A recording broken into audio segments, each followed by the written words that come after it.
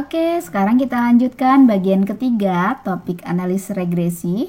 Kali ini kita membahas bagaimana menilai kebaikan model regresi menggunakan suatu besaran yang dinamakan koefisien determinasi atau R-square. Kita kembali pada ilustrasi kasus mengenai seberapa efektifkah Instagram Ads dalam meningkatkan banyak orderan. Dari data ini kita telah mendapatkan scatter plotnya seperti ini, kemudian telah mendapatkan persamaan regresinya yaitu Y duga sama dengan 8,359 ditambah 2,482X. Nah, pertanyaan selanjutnya adalah seberapa baik persamaan regresi yang terbentuk ini dalam memodelkan pengaruh Instagram Ads terhadap banyaknya orderan. Pertanyaan ini dapat dijawab melalui suatu besaran yang dinamakan dengan koefisien determinasi atau R-square atau R kuadrat. Bagaimana mendapatkan koefisien determinasi ini? Perhatikan data yang kita miliki, ini adalah observasinya ada sebanyak 20. Kemudian ini adalah X-nya ya, Instagram Ads. Kemudian ini adalah banyaknya orderan. Jadi dari persamaan regresi yang kita bentuk, kita bisa mendapatkan nilai Y duga gitu ya, seperti yang telah kita bahas pada video bagian kedua. Ini nilai Y duganya memasukkan nilai X ke persamaan regresi. Jadi jika kita hitung satu-satu, si Y duga yang ini itu didapatkan dari 8,359 ditambah 2,482 dikali dengan 0 untuk yang pertama. Dan seterusnya untuk yang ini juga begitu, berarti ini Y duga untuk pengamatan kedua itu adalah 8,359 ditambah 2,482 dikali dengan 120. Didapatkan nilainya seperti ini ya. Nah, hal ini seperti yang telah kita lakukan pada perhitungan di Excel di video kedua. Kemudian nilai residual atau E ini diperoleh dari E itu adalah Y min Y duga. Jadi ini adalah 90 dikurang 8,359 ya, hasilnya 81,641 ini. Oke, jadi persamaan ini merupakan persamaan dugaan ya kan. Pada ranah sampel sebenarnya persamaan regresi yang kita miliki adalah Y sama dengan B0 plus B1X plus E ya, di mana ini adalah residualnya E-nya, dan kita telah tahu yang B0 plus B1X ini adalah Y duganya, sehingga Y itu sama dengan Y duga plus E gitu ya.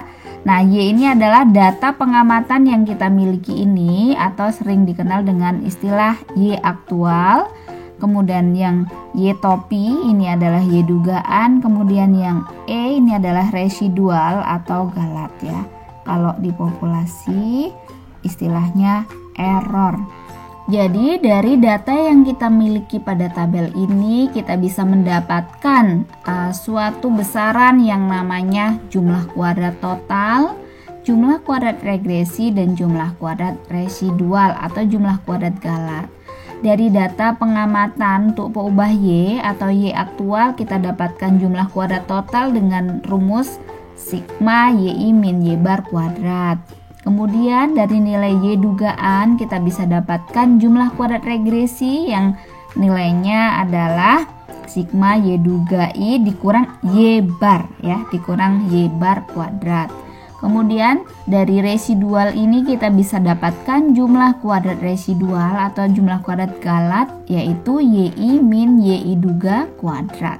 Jadi dari model ini ya, dari model ini kita bisa jabarkan jumlah kuadratnya, bahwa jumlah kuadrat total itu diuraikan menjadi jumlah kuadrat regresi dan jumlah kuadrat galat. Jadi jumlah kuadrat total ini adalah datanya untuk peubah Y, kemudian diuraikan menjadi jumlah kuadrat regresi yaitu ini dugaannya gitu ya. Kemudian jumlah kuadrat galat atau residualnya, sisaannya seperti ini, yang ini. Di dalam regresi ini kita menginginkan model yang baik gitu. Model yang baik itu berarti di mana jumlah kuadrat regresinya ini jauh lebih besar dibandingkan dengan jumlah kuadrat galatnya. Sehingga untuk dapat menilai seberapa baiknya model yang kita dapatkan itu dengan melihat persentase jumlah kuadrat regresi terhadap jumlah kuadrat totalnya. Jadi kita ingin melihat rasio jumlah kuadrat regresi terhadap jumlah kuadrat total. Rasio antara jumlah kuadrat regresi terhadap jumlah kuadrat total ini dinamakan dengan koefisien determinasi atau R kuadrat. Jadi R kuadrat rumusnya adalah JK regresi, jumlah kuadrat regresi dibagi dengan jumlah kuadrat total. Karena jumlah kuadrat total itu merupakan jumlah kuadrat regresi ditambah jumlah kuadrat galat, berarti dapat juga dirumuskan 1 min jumlah kuadrat galat dibagi jumlah kuadrat total. Nah, selanjutnya bagaimana sih sifat-sifat dari koefisien determinasi itu? Jadi, koefisien determinasi merupakan ukuran kebaikan model regresi. Koefisien determinasi ini bernilai antara 0 sampai dengan 1 atau 0% sampai dengan 100%.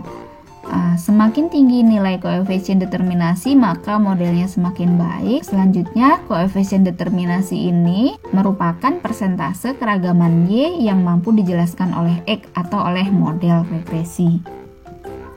Untuk data yang kita miliki, kita dapatkan nilai JKT, jumlah kuadrat total, jumlah kuadrat regresi, dan jumlah kuadrat galat sebagai berikut.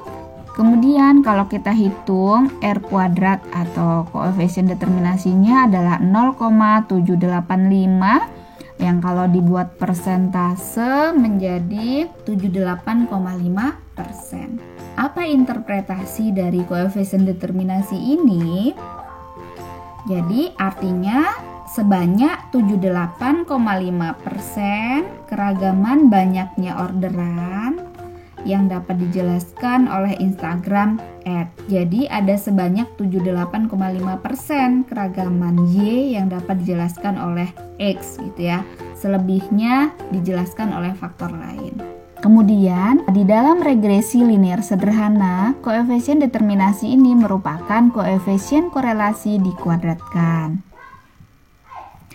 Alhamdulillah telah selesai pembahasan kita mengenai bagaimana menilai kebaikan model regresi menggunakan koefisien determinasi.